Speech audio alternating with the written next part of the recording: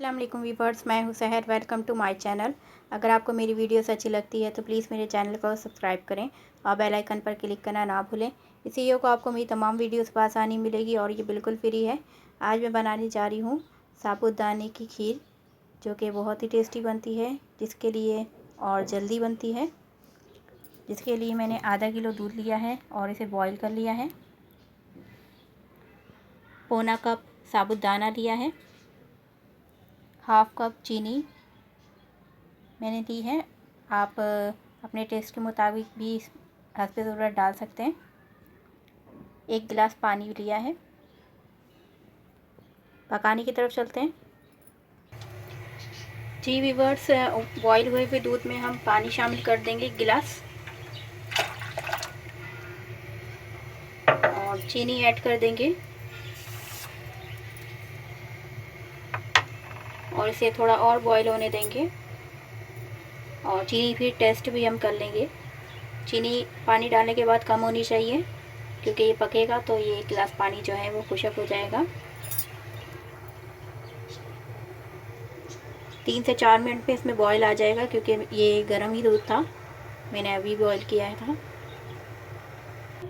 जी viewers, दूध में boil आ चुका है। अब हम इसमें साबूदाना शामिल करेंगे। मैंने चूल्हा हल्का कर दिया है, बिल्कुल दम वाली आंच है। साबूदाना ऐड करते जाएंगे और चम्मच चलाते जाएंगे।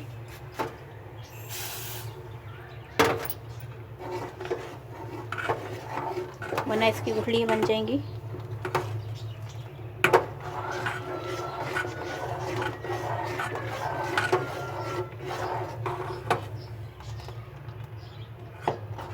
अब आंच को हम थोड़ा ज़्यादा कर देंगे,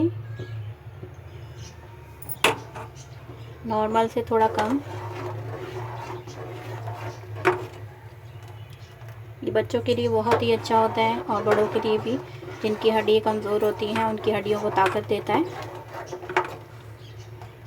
हम दवाइयाँ खाते हैं, इसके बदले अगर हम ये खाएं तो इससे हमारी हड्डियाँ बहुत मजबूत हो जाती हैं।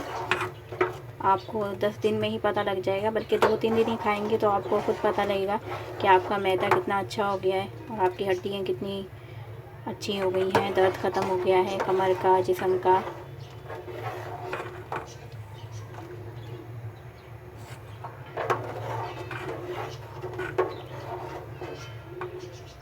थोड़ा सा बॉईल आने देंगे,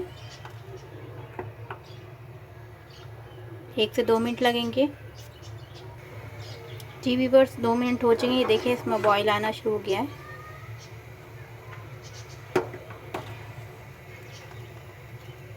और गुठलियाँ बिल्कुल नहीं बनी है, आपने चम्मच चलाते हुए ही डालना है।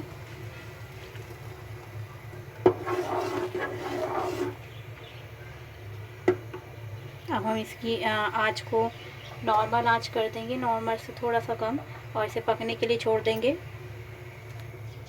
15 मिनट लगेंगे इसे पकने में। ट्राई करिएगा और बच्चों को ज़रूर खिलाएं।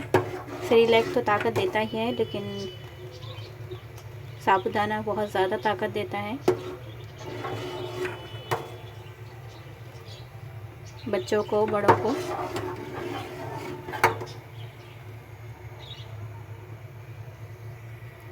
नॉर्मल से कम आंच रखेंगे और इसे पकने के लिए छोड़ देते हैं।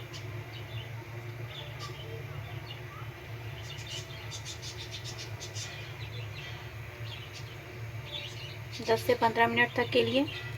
10 मिनट बाद मैं आपको दिखाऊंगी कि किस तरह से पकेगा।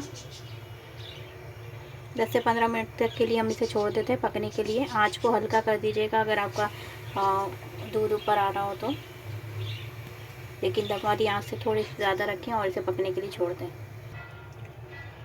जी वीवर्स, 10 मिनट हो चुके हैं। ये देखें, अभी ये पका नहीं है और ये गाढ़ा हो चुका है। अभी हम गाढ़ा हो गया है तो हम इसमें 1 कप पानी ऐड करेंगे।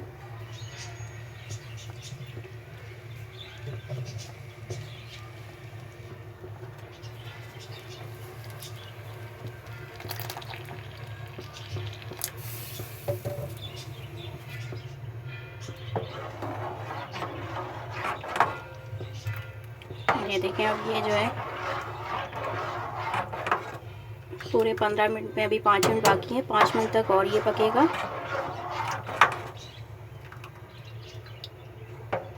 क्योंकि आप जब टेस्ट करेंगे तो ये ना ऐसा लगेगा कोई चीज़ चबा रहे हैं आप। साबूदाना एक ऐसा होता है कि ना, जब आप टेस्ट करेंगे तो बिल्कुल जिस तरह खीर टेस्ट करते हैं तो बिल्कुल मुंह के अंदर जाके घुल जाती है, इसी तरह साबूदाना भी घुल जाता है। ये इसकी पहचान होती है पकने की। मैंने टेस्ट किया है लेकिन अभी हुआ नहीं है। अभी 5 मिनट और हम इसे मज़ीद पकने देंगे, 5 से 7 मिनट तक पकने देंगे, क्योंकि इसे बॉयल भी आना है। बॉयल आने के बाद 5 मिनट आप पकने देंगे।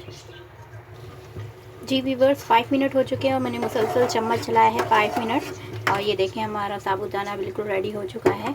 और इतना ही पतला आपने रखना है, क्योंकि ये फिर एक बॉल्स जैसी, एक हलवा जैसा बन जाता है। आपने इतना ही पतला रखना है। और इसे 2 दिन तक रख के नहीं खाते, जैसे ही बनाते हैं ताज़ा ताज़ा तभी खा लेते हैं ठंडा होने के बाद।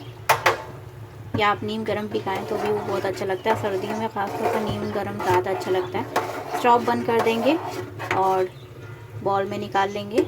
ये देखें,